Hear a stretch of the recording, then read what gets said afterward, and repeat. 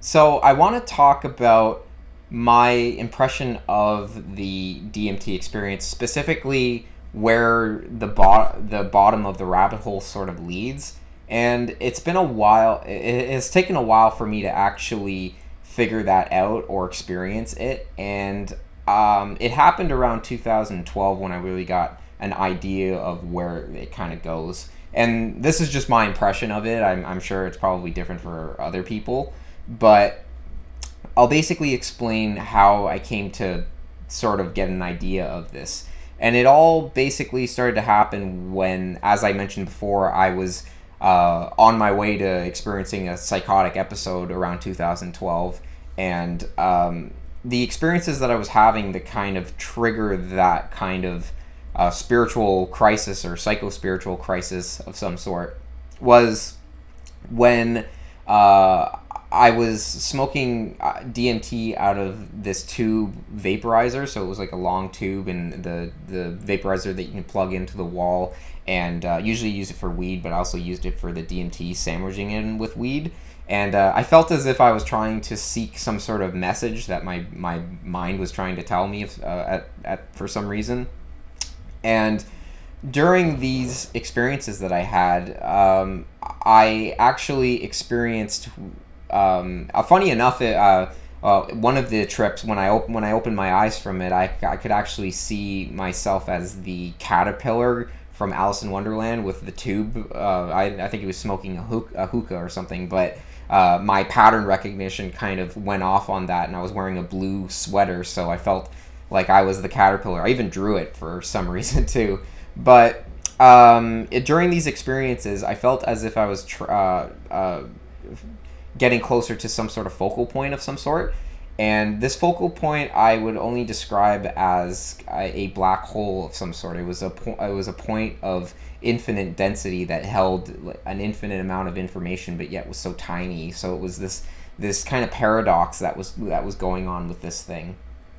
And inside this point, or this black hole, it was as if things were all happening at once, but you could somehow compartmentalize them and analyze them one by one. So I was hearing this one sound as if it was an explosion, but it was an explosion of all the most grandiose things that I've heard in my life, and it kind of compiles them all into one sound, and it seemed very impactful. I think it's hard to explain what it was. There was even certain Quake sounds that if you know the game Quake, I heard one of those sounds in it, because I guess one of those sounds are pretty impactful into me, and seemed really grandiose. So it was grabbing a lot of grandiose sounds and merging them into one kind of kaboom thing, and I would be able to. It would happen at once, but I would analyze them all as separate objects. And inside this focal point, it would also, the imagery that was most visible to me was if you remember the Buddhist monk, I think his name is Thich Kwan Duk or something, I can't pronounce it, but he was the Buddhist monk that ended up setting himself on fire for this conflict that was happening in China. And there was a famous picture of him basically in a meditative pose while he was on fire, and even Rage Against the Machine made a video, or made that as their cover page for one of their albums.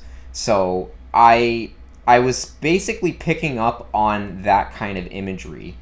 And fast forward to my oral DMT experience, I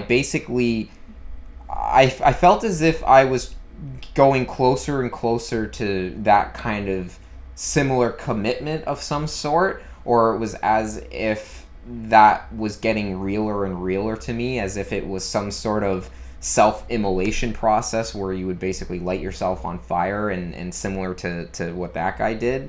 And that was this is basically what's been kind of intimidating me from going into the heavy doses of oral DMT. And for the beginning, it wasn't really getting that heavy in terms of experience. I was just going to alternate worlds and experiencing things that were just incredibly intense and powerful. But it was getting to a point where I felt as if it was becoming more of a commitment and something that was getting less and less repeatable and more permanent. And I'm getting to the point where, since my last experience, I feel as if I got lucky that I was able to come back. I feel as if I were to go there again, then there would be a chance that I wouldn't come back, and that's something that I don't really want to go through. Like, I'm not Taekwon Duk or whatever. I don't have anything to really need to prove a point or sacrifice myself for. You know, I'm just a kid living in a secular world and wanting to just create a career for myself as an artist. You know, that's me. So it seems a little bit intimidating to want to try to experience something like that, and it's been tied to my ego, I think.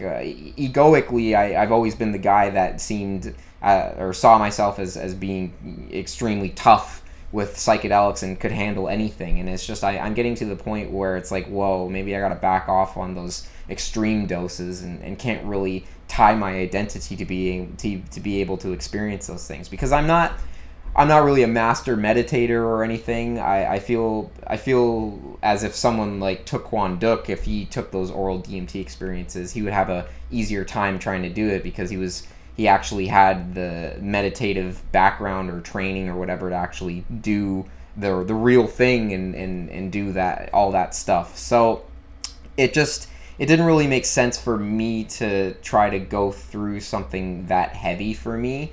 I know it's not the same. I'm sure I would come back from the experience, but mentally it feels as if it's such a huge commitment.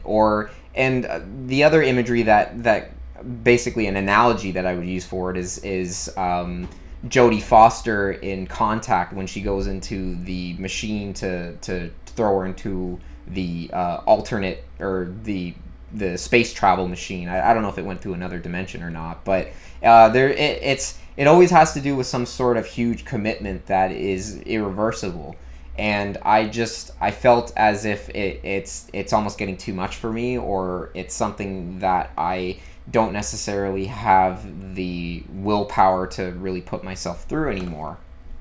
And I remember in my psychosis, when I was making the connection about the Taekwon Duk thing, oftentimes I would say that it was kind of like the Dragon Ball Z when they go Super Saiyan, because it kind of looks like they're on fire a little bit. But I had the idea that if you keep subjecting yourself to that experience, and then you'll gain some sort of power, you'll be a better artist or something. And I don't know if that's true or not. It's probably just nonsense, but that was where my head was kind of going at the moment. I mean, even if that's not true, it's poetically fun to play around with that kind of concept, but it doesn't really change the fact that the experience seemed to be something that was a little too real and a little too permanent and serious. It wasn't recreational drug taking anymore. It was as if I was anytime I would take a huge oral DMT experience or oral DMT dose,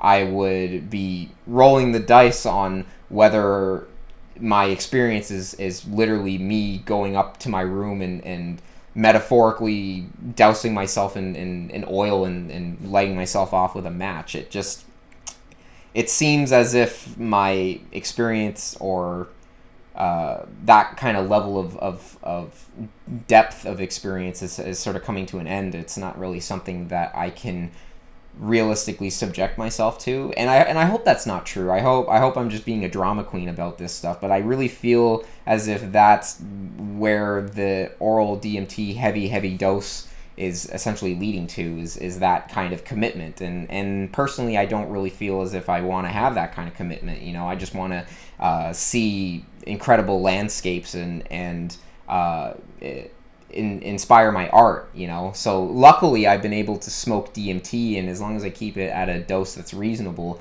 I don't really go to such insane realms where I feel like I'm risking going through that kind of experience metaphorically or mentally in an analogy of some sort.